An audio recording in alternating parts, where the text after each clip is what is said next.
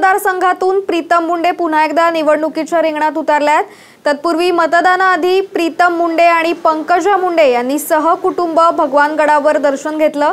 यावेळी मोठ्या संख्येने कार्यकर्ते सुद्धा भगवानगडावर दाखल झाले होते।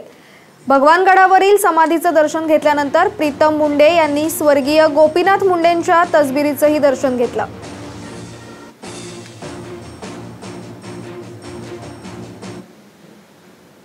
आपल्या सोबत पंकजा मुंडे आहेत। ताई, तुम्ही गोपीनाथ गडावरून दर्शन घेतलेलं आहे आणि मतदान झालेलं आहे, काय सांगा? मतदानाला आता आम्ही चाललो आहोत आमच्या नाथरा या गावी।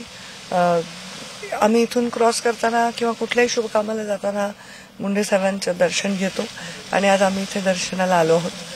बिलकुल असं मी सांगितलं आपल्याला त्याप्रमाणे आमच्या आयुष्यातलं कुठल्याही महत्वाचा क्षणी बाबांचं दर्शन घेतल्याशिवाय तो क्षण पूर्ण होत नाही। त्यामुळे आता मतदानाला जाण्यापूर्वी त्यांचे आशीर्वाद घेण्यासाठी आलो। धनंजय मुंडेंनी असं म्हटलेलं आहे का, बहिणींनी मला चष्मा आणून द्यावा, त्या चष्म्यातून मी विकास पाहिजे, माझ्या डोळ्याचं ऑपरेशन करण्याऐवजी।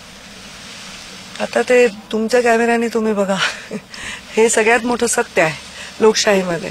तुम्ही हे सगळं बघा। आता हा रस्ता ज्याच्यावरून आपण आलो तो पण नॅशनल हायवे आता झालेला आहे। अनेक वेगळं इथं निवडणूक चालायची, वेगळा प्रचार असायचा, आज मुंडे साहेब नाहीयेत, कसं आठवणी जाणवतात?